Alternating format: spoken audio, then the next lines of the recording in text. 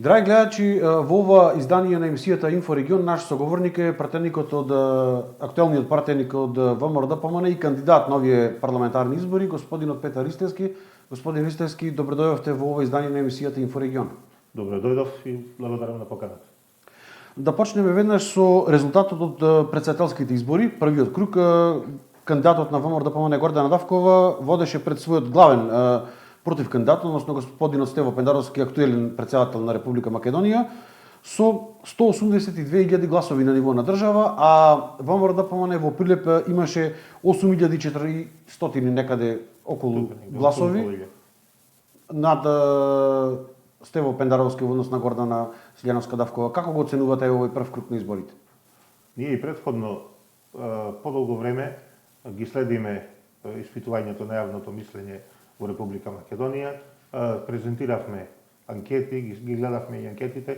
Јасно ми беше дека нашиот претседателски кандидат ќе има повеќе од 100-150.000 гласови разлика во споредба со противникот, односно со актуелниот претседател Пендаровски.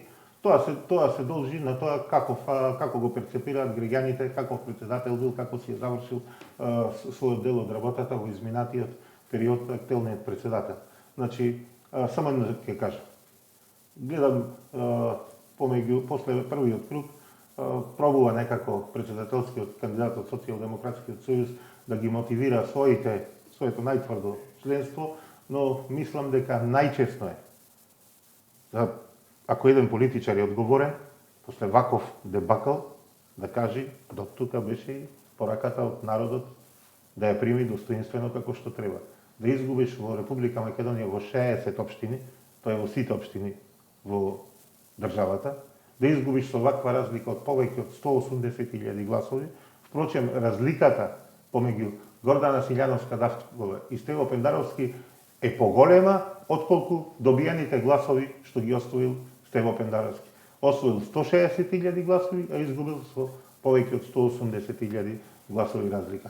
Тоа е како резултат на една неконзистентна, непринципиелна политика, една предавничка политика во изминатиот период, поддржувајќи нешто што задираше во разорување на македонските национални интереси, заштита на криминалот и корупцијата. Ние еднаш не видовме да застани како председател да стави вето на некои закони од коруптивен карактер што се носеа во собранието на Република Македонија на сила, на мускули, со уцени на нивните пратеници од владеачкото мнозинство, се во интерес на неколкумина од Демократската унија на интеграција, криминалци и од врхушката на Социјалдемократскиот сојуз. Резултатот е тој, впрочем и ништо друго не се очекува од да добие поддршка председател кој сам кажа во оваа држава доколку не сум председател би се исцелил. Очекувате ли некакви изненадувања во вториот круг? Апсолутно не. Веќе се знае кој е победникот, проекцијата е направена,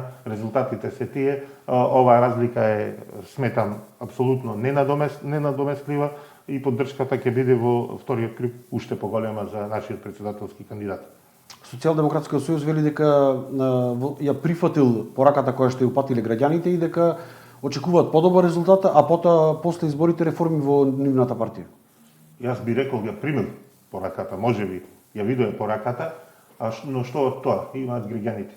Тие имаа прилика да ги примаат пораките на граѓаните во изминатите 7 години и да работат во интерес на луѓето кои ги гласале. Тие својата прилика ја пропуштија многу одамна, така да сега ги жнеат резултатите на нивните погрешни, предавнички, криминални политики. Криминалот, корупцијата, рекетот, предавствата на националните интереси го одбележа нивното 7-годишно владење и ова е резултатот. Ние, ќе кажам, како политичка партија ВМРО-ДПМН, во изминатиот период бевме само во една коалиција со народот. Почитувавме и застанавме за се она што народот го посакуваше, го истакнуваше, го кажуваше, бевме гласот на граѓаните во парламентот, така ќе биде и во иднина. Ние видовме за некои ставови граѓански, каде што со 80% поддршка, односно 80% од населението беа против склучување на оној промена на уставот под бугарски диктат, Социјалдемократскиот сојуз гледа дека тоа го тера тој процес насила, без вклучување на опозицијата. Мислеа дека ќе можат со нас, како и со некои претходни парламентарни состави, со насила, со уцени, со закани, со притвори и слично. Пратеничката група на ВМРО ДПМН беше компактна, конзистентна во својот став од почеток до крај. Кажав, го следевме гласот на народот, кој уште еднаш ќе кажам, 80% од граѓаните на Република Македонија беа против спроведување на промена на устав, односно против вакви политики и за многу други процеси и закони во државата немаја слух. Резултатот е сега овој. Очекувате ли, односно дали имате разговарано веќе, бидејќи очекувате најголем број пратеници за некакви коалиции, дали било тоа пред, постизборни? Па видете, нескромно е да кажам дека веќе не се гледаат контурите на идната влада. Природно би било опозиционите партии да состават влада, оние со опозиционо делување, бидејќи гледаме дека и поддршката ја имаат од граѓаните. Ако видите резултатите, некаде 40% освоивме со нашиот кандидат од ВМРО ДПМН, Гордана Силјановска-Давкова. Тука ако се додадат гласовите на Максим Димитриевски, кандидатот од Левица, кандидатот од албанската опозиција, значи некаде ќе дојде преку 65-70%, не ме држите за збор, не ги собрат. Колку претеници очекувате како ВМРО ДПМН? Но се гледа дека расположението во државата е опозиционо против власта, така да во овие партии кои народот ги му даде поддршка, би требало тука да се бара некоја коалиција за составување на влада, но уште не ќе кажам, да почекаме, парламентарните избори уште не се одржани, да почекаме, да ги видиме резултатите, да видиме какви ќе бидат бројките, па последне мислам дека ВМРО ДПМН, јас сум убеден дека ќе освои доволно пратеници за да направи влада без да биде уценуван од никога. Опозиционите партии на албанците излегува повторно со став дека без промена на устав нема да учествуваат во идната влада. Предизборна реторика или нивен конзистентен став што ќе го задржат и понатаму? Видете, можеме да разговараме тука за ставови, за принципи, за насоки, кои би биле наши приоритети. Тука мислам дека се пронаоѓаме сите. Освен една партија која гледам дека има не ги поддржува тие евроинтеграции, другите и од албанскиот блок и од македонскиот блок, генерално партиите имаме проевропски, односно приоритет е европската интеграција на Република Македонија, односно Македонија во рамките на Европската унија. Почнување на преговори и нормално членство. Тука, значи, целта ни е иста, но доколку разговараме за начините како да се стаса до тоа, ВМРО ДПМН и понатаму оставува на својот став, односно ставот кој го имаат и мнозинството од граѓаните, дека не прифаќаме никакви уцени, никаква промена на устав под бугарски диктат. Ние понудивме повеќе решенија, ќе видиме како власт, кога ќе составиме новата влада, ќе разговараме со европските партнери, но на едно ниво каков што доликува, не да прифаќаме било какви договори, било какви подметнувања и било какви вета од страна на нашиот источен сосед. Викате, не прифаќаме под бугарски диктат промена на устав. Дали би имало промена на устав на друг начин? Мислам дека сум јасен. Значи, нема друг начин, доколку некој не го признава јазикот, историјата, традицијата, културата на Република Македонија, нема што да преговараме или да прифаќаме во таа насока. Ние, како држава, мора да видиме равноправни при преговорите со европските партнери. Мора да се водиме тука по копенхашките критериуми, како за сите држави да бидат преговорите, така и за нас. Да не се чепка во идентитетските прашања, односно идентитетските прашања не смеат да бидат внесени како билатерален спор во како пречка за евроинтеграцијата. И мислам дека ако се зборува дека нема нов предлог, не може да се направи подобар договор, мислам дека се може. И тоа е исто пред доста Очекувате години. нова преговарачка рамка? Па може би нова преговарачка рамка, бидејќи гледате сега и во Европарламентот ќе има избори, така да мислам дека кога најпрво треба да се средат работите во државата. Еден од амбасадорите од мојкните држави во Република Македонија, тоа беше холандскиот амбасадор, пред неколку години ја даде ова изјава. Средете ја работата со корупцијата, оставете ја Бугарија. На овие наши криминалци кои досега беа на власт, многу полесно му беше да променат име за да останат на власт, да склучат било каков предавнички капитулантски договор со Бугарија за да останат на власт, отколку да земат да ги средат криминалците во своите редови, односно да се откажат од крадењето на пари од државниот буџет. Доколку дојде ВМРО да помогне на власт, што со бугарскиот договор, преспанскиот, кој е вашиот став? ВМРО ДПМН ќе дојде на власт. Нашиот став е јасен, уставен, промена на устав со цел внесување на бугарите во уставот еднонасочно, како што е сега во моментов, за да може без никакви гаранции дека Бугарија би можела и во иднина да не уценува и да поставува вето, нема да прифатиме. А за преспанскиот договор се имаме искажано дека не го прифаќаме, не ја прифаќаме таа придавка во уставното име, не сакам ни името да го спомнам, ние во рамките на Обединетите нации, со нашите европски партнери, со нашиот стратешки партнер, Соединетите американски држави, низ годините понатаму ќе преговараме, ќе разговараме, никогаш нема да се откажеме од поништување на тој срамен договор, односно враќање на вековното име Република Македонија. Ова беа дел од прашањата... Да не дадам лажна надеж дека тоа ќе се смени одма со доаѓањето на ВМРО на власт, но никогаш, кажувам, нема да се откажеме и ќе влеземе во процес на преговарање за да се врати уставното име. Тоа не би било некакви реперкусии врз нашето членство во НАТО, врз патот кон Европската унија? Затоа реков, на рамноправна основа преговори, работите во светот се менуваат, ништо не е еднонасочно, процесите се менаџираат, се менуваат. Многу е поинаку кога ќе разговарате како партнер кој е завршил својата домашна задача. Ако не перцепираат како и досега, како корумпирана влада, неспособна, која не може да испорача резултати, тогаш не сте рамноправен преговарач и нормално е да ве подкусуруваат, како и досега што го правеа со оваа предавничка власт која прифати се.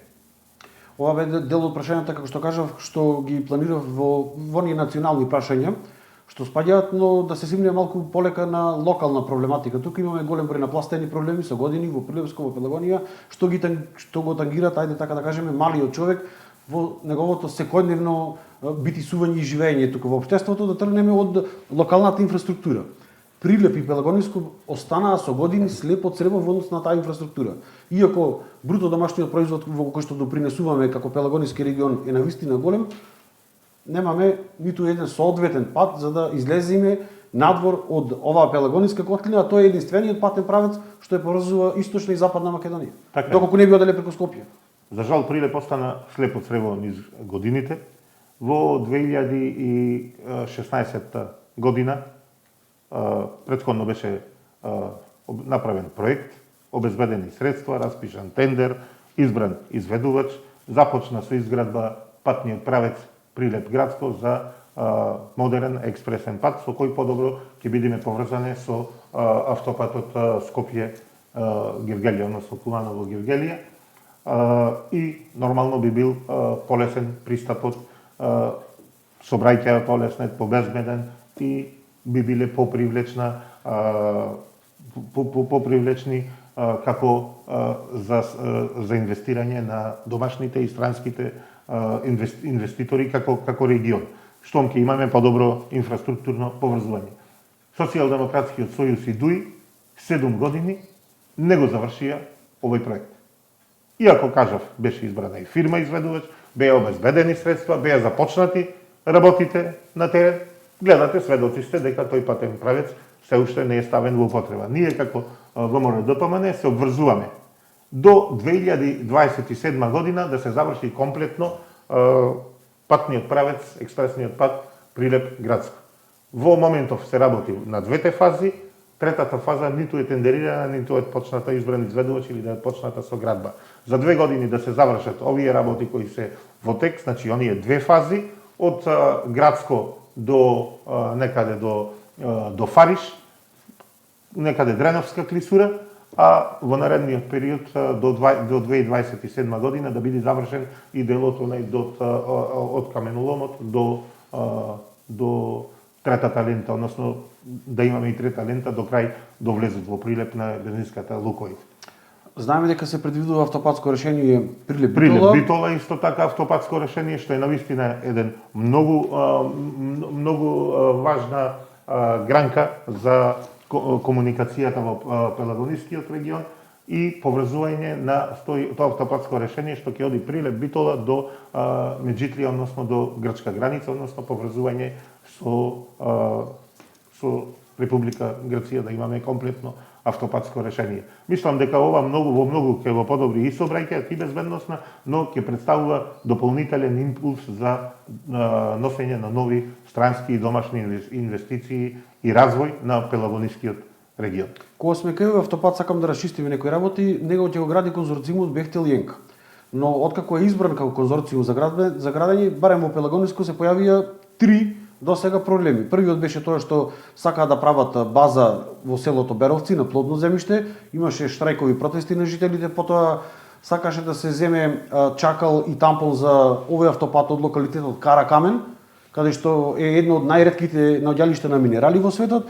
Последниот проблем се јави вчера во атарот на селото Оревоец, каде што тука се планира исто каменолом, од каде што тампон би се употребувал според одговорот што го добивме од јавното предпријатие за државни патишта за сите делници кои што ќе ги гради овој конзорциум Бехтел Јенка. Значи практично целиот камен што им треба тампон ќе се зема од тука. Навистина големо наоѓалиште, жителите сметаат дека со тоа би се нарушиле 4 единствени самостојни извори на вода што ги има Прилеп. Дрко, ние како ВМРО ДПМН и како политичка партија и како претеничка група во парламентот и лично јас многу време потрошивме и многу енергија на укажување дека овој договор со Бехтел Јенка е противзаконски, неуставен. Јас како граѓанин и како пратеник се сложувам дека овие инфраструктурни проекти треба да се завршат. Но начинот на кој се прави ова со ваков договор е, ајде да не речем, во многу нешта сомнителен и незаконски неуставен. Би се отворила процедура за негова јавност? Овие патни правци, Прилеп Битола, Гостивар Букојчани, не знам, Кафасан, поврзување со Албанија, автопатско поврзување, тие работи мора да се завршат. Еднаш за секогаш Македонија мора да ја заврши својата инфраструктурна мрежа, да ја направи да биде модерна и за граѓаните да имаат полесно движење, полесен пристап, полесна комуникација, размена на луѓе, на стоки, да се одвива непречено. Ние ова не можеме да го спречиме и не сакаме да го спречиме, но укажувавме и укажуваме на проблемите од ваков непринципилен, неуставен и криминален во некој начин договор, бидејќи тука има многу нелогичности во овој договор и многу злоупотреби, кои допрва ќе се појавуваат и граѓаните ќе ги осетат на собствена кожа. Не само овие неколку работи кои ги наведовте што се проблеми на жителите на Прилеп и Прилепско. Со еден збор ќе кажам, ова е како да пластично да му објаснам на граѓаните, како да некој сега направи куќа или некој објект на плоштадот тука Методи Андонов Ченто во Прилеп и после со закон, ајде сега се тоа незаконско што е направено да го легализираме. Му се дава на целата територија на Република Македонија, на конзорциумот Бехтел Јенка, да прави што сака. Без да води грижа за природни богатства, за културно наследство, без да го води грижа за ништо. Што му е волја, што му е од интерес, да земат да си прават како она што сега се случува во атарот на селото Оревоец. Тоа е недозволиво и затоа некој ќе мора да сноси последици во следниот период, ќе мора да одговара со промена на власта, средување на правосудниот систем, ваквите криминални договори каде што за еден ваков, уште еднаш ќе напоменам, убав инфраструктурен проект, замислата е добра, но изведувањето е криминално и неуставно, незаконски. За еден ваков проект да ме дадете надзорот да го врши на некоја фирма која до вчера шиела долен веш, се занимавала со производство на гајчи и мајци, да знаат граѓаните вака попластично да му објаснам, и да му се дадат за тоа повеќе од 20 милиони евра, можете да сватите зашто дозборувам дека не е во ред. Кога станува збор за кај искупувањето, го спомнаваме тампонот, би сакал да поставам едно прашање во врска со тоа дека Прилеп е општина со најголем број концесии на неметали, односно мермери, оникс, гранит и така натаму. Од целиот извоз што се прави на годишно ниво, општина Прилеп добива многу малку. Од друга страна, во рамки на тие рудници се наоѓаат драги и полудраги камења. Ние немаме берза на легална продажба на тие драги и полудраги камења, него сето тоа оди на црн пазар. Ниту општината, ниту граѓаните, ниту државата гледа некаков чар од сето ова. Мислам дека околу 150 до 200.000 евра е она што ќарот кој што го добива општина Прилеп, а извозот од 70 на милиони евра според изјави на експерти. Како би можело да се смени и дали има начин законот за минерални суровини? Ние и тоа како размислуваме на оваа тема како политичка партија и верувајте дека набрзо со промената на власта сериозно ќе се размислува за сериозни промени во законот за суровини, за експлоатација на минерални суровини. Недозволиво е град Прилеп да се експлоатира безмилосно на овој начин, како што се тоа прави сега, и да добива, ќе речам, ниту трошки. Ова е многу мал дел добива Прилеп од тие концесии, во споредба од тоа кога ќе се погледат профитите на фирмите кои ги експлоатираат природните богатства. Најбрз можен рок, еве, кажувам пред граѓаните, ќе биде направена сериозна анализа и ќе биде направени сериозни промени во тој закон. Дел од еколошките друштва исто така велат дека загадувањето што го има во Прилеп е можеби дел на непостапувањето според законот на тие рудници кои што ги имаме на неметали. Па се сложувам, но сепак ќе треба да се направат дополнителни сериозни анализи, испитувања и заштитата на животната средина е една од столбовите во кои ќе се залагаме како власт во следниот период. Она што морам да ве прашам е тоа дека најголем проблем во моментов во Македонија е иселувањето. Џабе се да ветуваме, џабе се да зборуваме и секаква реторика да употребиме, ако ние не си ги задржиме дома младите. Гледаме дека најголем проблем на компаниите во моментов е немањето на човечки ресурси. Без човечки кадар една држава не може да постои, па макар купила и најсовремени роботи. Имаше увоз на работници од Непал кои што гледаме дека веднаш избегаа во Европа.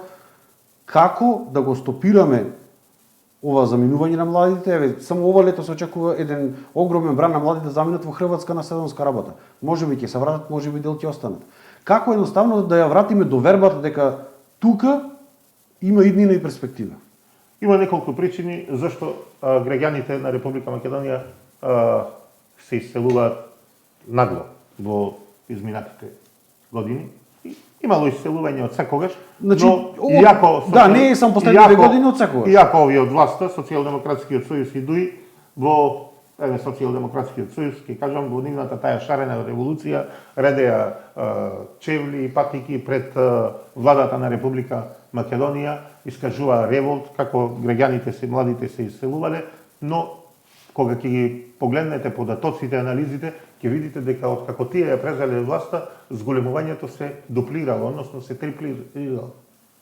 3 пати повеќе се иселуваат во периодот додека Социјалдемократскиот сојуз е на власт. На што се таа разочараност? Има повеќе причини. Најпрвен ќе заеме екзистенцијата.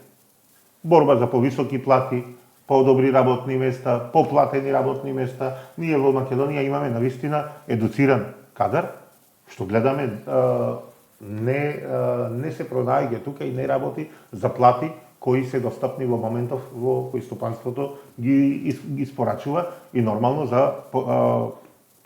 се наоѓаат работни места во светот каде што повеќе се цени нивниот труд и работат за поголеми примања. Но тука ќе кажам, во голем дел, во последниве години, како причина за иселување се појавува и нефункционалноста на институциите на системот. На луѓето, посебно на младите, едуцирани кадри, кои сега веќе се преку интернетот, му е достапно се во светот, знаат, се информирани, му е дојдено преку глава, верувајте, не можат да ги гледаат овие неправди, ова партиско превработување, пренатрупување на институциите со партиски кадри, а не да се вработува според некој мерит систем, според вредности на знаење, на конкурентност, на да се гледа продуктивност. Сега гледаме дека тука институциите на системот во државата не функционираат. Тоа нас ќе ни биде првиот столб откако ќе превземеме власта. Првиот столб кој треба да се поправи, да се консолидира, за да може се понатаму да почне да функционира како што треба, односно да се постават работите на здрава основа, на здрав тема. Своевремено еден функционер, мислам дека беше од една скопска општина и градоначалник. Вие гледате дека за еден обичен извод од матична книга не можете да си го земите со месеци, со недели. Дека за се и се што во држава ви треба ургенција од некого, од пријател, од не знам, од некој што е вклучен во партија или не знам, во некоја институција вработен или слично. Не може да си ја завршите работата како граѓанин по канален ред да бидете испочитувани за брзо да си ја завршите потребата што имате во било која институција. Тоа е недозволиво. Ние мора да ставиме ред. Институциите на системот мора да функционираат само и само во интерес на граѓаните. Бидејќи граѓаните се тие за кои постои ова држава и кои го има се фактички суверен во една држава. Кога ќе престане тоа партиската книшка да биде втора лична карта во Македонија? Како што кажав, еден функционер се изрази така. Затоа што најмногу младите може би им смета тоа. Заминува оној кадар кој што е меродавен да остане на таа работна позиција, а останува некој што не е неквалитетен. Во моментот кога ќе почнеме да ги спроведуваме политиките на вреднување на знаењето, на квалитетот, на едукацијата, на квалитетни кадри на вистински места. Мислам дека е крајно време тоа да почне да функционира во државата и дека со промената на власта ова веќе ќе биде пракса. Имавте денови една пресконференција под марковите кули во однос на земјоделието како еден од основните економски гранки, барем тука во Пелагониско. 1,5 евра според последните податоци на Државниот завод за статистика за 2023 сме дали за увоз како држава. Поразителен факт. Апсолутно. Како ќе го поправиме тоа во иднина, а од друга страна, според професорите на економскиот факултет, сме дали 1,5 милиарда евра за субвенции, ефектот го нема. Ефектот е нула. Да, се сложува. Најкласично ќе ви кажеме. Доколку во годините додека на ВМРО не беше на власт, во 2005-2006 година воведовме субвенционирање на производството на тутун. И почна субвенционирањето да го дава вистинскиот резултат. Се стигна до количини од 33 милиони килограми произведен тутун во Република Македонија. Субвенцијата е за тоа, за унапредување на производството, за зголемување на капацитетите, за зголемување на доходите и приходите на земјоделците. А не како сега, субвенцијата да биде како социјална категорија. Не сме субвенцијата да биде вметната во вкупната цена на производот. Производот треба да има пред време откупна цена, производителите, земјоделците, да знаат тоа што ќе го работат, за колку пари ќе го сработат и колку ќе го продадат. Пред време да имаат јасна математика, да знаат за што работат. А не како сега, се фали власта дека 300-330 денари била многу висока откупна цена на тутунот, еве ќе го земам за пример како една култура која најмногу се произведува во Прилепскиот регион, но никако не кажуваат дека производствената цена на килограм тутун е исто така 300 денари. Значи сега земјоделците се доведуваат во ситуација каде што работат само да ги исплатат трошоците за она што ќе го произведат, а никако за да заработат. И од тука е незадоволството и од тука се намалените количини на производство на земјоделски производи. Од 26-33 милиони килограми колку што се произведувале до 2016-17 годинава имаме и покрај субвенционирањето и покрај зголемените субвенции, годинава имаме откупени 15 милиони килограми тутун на пола. Што е поразително, се гледа дека како и се друго, како и образование и здравство, и земјоделците се донесени земјоделството дека крахирало со лошите политики од оваа власт. И ние ветуваме сериозна поддршка на земјоделството со 180 милиони евра средства кои ќе се вложат на годишно ниво. Но, како што кажав, за сериозна поддршка на земјоделството, каде што ќе бидат поставени правила на игра, а не зголемуваме субвенции за 10 денари, а вамо го оменуваме законот на тутун со кој се дозволува увоз на тутун од страна на сметка на домашното производство. Неколку години гледавме дека домашниот произведен тутун остануваше на нивите, остануваше во подрумите, во магазините, неоткупен или откупен за многу ниска цена, на последно колку за да го предадат производителите, тутунопроизводителите, да не му остани тутунот да му скапи или да му биде маката за џабе, го дава и по 50, по 60 денари по килограм тутун го продаваа. А се увезуваше тутун од Бугарија, од Албанија и затоа некој правеше криминал и плюс добиваше субвенции. Тоа нема да се случи, бидејќи како партија кажуваме јасно и гласно, со доаѓањето на власт ќе воведеме и промена на законот за тутун и производи од тутун, со што ќе биде строго регулирано да нема увоз на тутун, ситнолисен тутун од надвор, се додека не се откупи и последното ливче на домашно произведен тутун. И за сите производи ќе биде така. Кои ќе бидат вашите топ приоритети како пратеници кои што ќе ги барате за Прилеп? Прилеп има да се завршат многу работи, но јас ќе кажам, граѓаните навистина ќе ги видат вистинскиот бенефит од промената на власта за многу брзо. Бидејќи локалните самоуправи, генерално општините, ќе имаат огромен бенефит од тоа што новата влада на ВМРО ДПМН го има зацртано како поддршка за општините. А тоа е уште одма со доаѓањето на власт во првите денови ќе биде направен ребаланс на државниот буџет, со што ќе се убризгат, ќе се внесат свежи пари, ќе му се доделат на општините за завршување на најважни капитални инфраструктурни проекти во секој град. Тоа е некаде 250 милиони евра се предвидени годишно, кои ќе се распределат по глава на жител по сите општини. Значи, некаде е пресметката 135 евра по жител.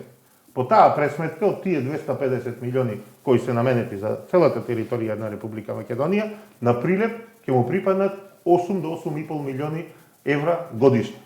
Што значи за еден мандат во Прилеп ќе бидат внесени на општина Прилеп, ќе бидат ставени на располагање околу 35 милиони евра, што се сериозни пари од сегашниот буџет, кој е онај буџет кој се користи за капитални проекти, за изградба на инфраструктурни проекти, водовод, канализација во Прилеп, за спортски објекти и слично, ако е изнесла 5 милиони евра, можете да замислите што ќе се случи со дополнителни 8 до 8,5 милиони евра годишно, односно ветуваме дека со тие средства ќе се завршат сите инфраструктурни проекти, проблеми кои ги има Прилеп како град.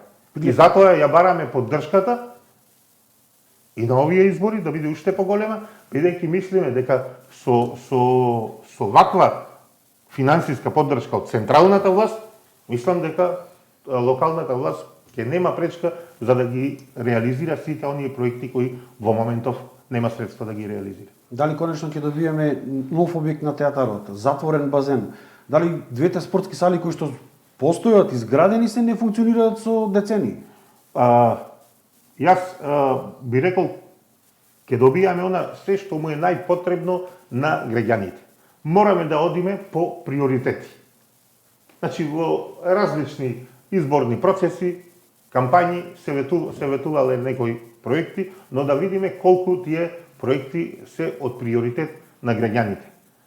Најприоритетно е да се заврши со средување на водоводната, патната инфраструктура, канализационата мрежа. Не зборувам само за централното градско подрачје и не само на град Прилеп, туку и нормално и населените места, бидејќи се уште имаме делови од населените места каде што немаме канализација, немаме водовод, немаме квалитетна вода за пиење на граѓаните. Првин да се завршат тие капитални инвестиции кои се од животно значење за граѓаните и нормално е потоа да пристапиме кон изградба на објекти, спортска инфраструктура, од културата и нормално дека, како што кажав, со сериозна поддршка од 8 до 8,5 милиони евра годишно од државата, ќе нема никаква пречка за реализација на сите овие проекти кои се наведени и во програмата на актуелната локална самоуправа. Дали водни на патерниците би биле подостапни за граѓаните и за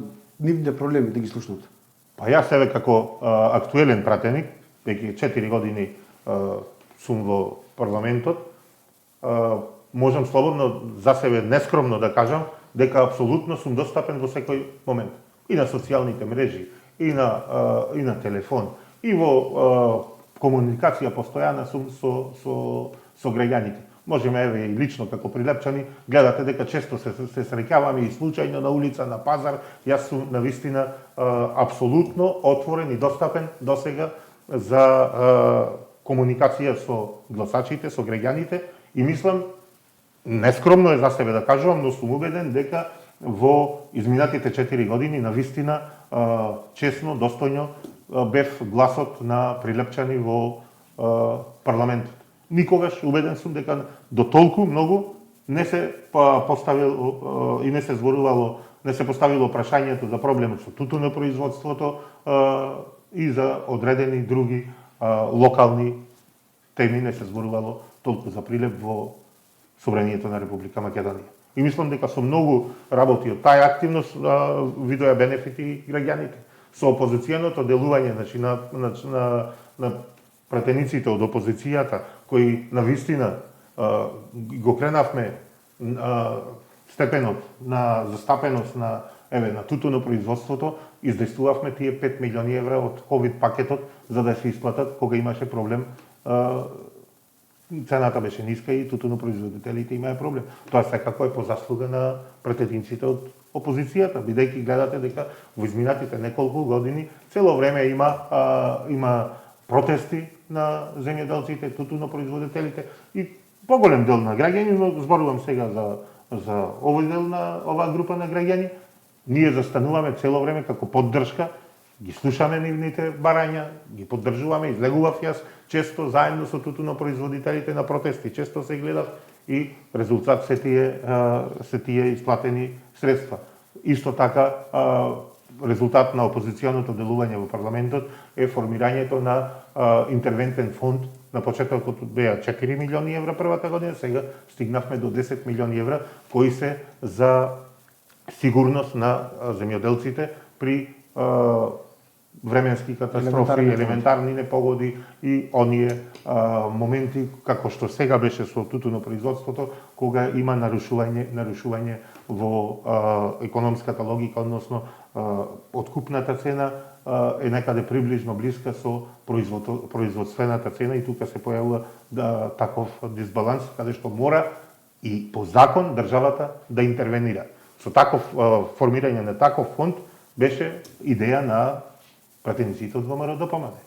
Се пред да ве прашам Исто така, морам да кажам, од првиот ден дадовме поддршка и бевме заедно со незадоволните пензионери кои од град Прилеп, иницијативниот одбор беше еден од најистакнатите во државата, протестираа неколку месеци и на крајот ги прифативме како политичка партија нивните барања да влези во програмата на ВМРО ДПМН зголемување, линеарно зголемување на пензиите на сите пензионери уште во првата година за 5000 денари. И тоа е веќе ставено на хартија во партнерски однос со пензионерите, ставено на хартија и тоа ќе биде исполнето.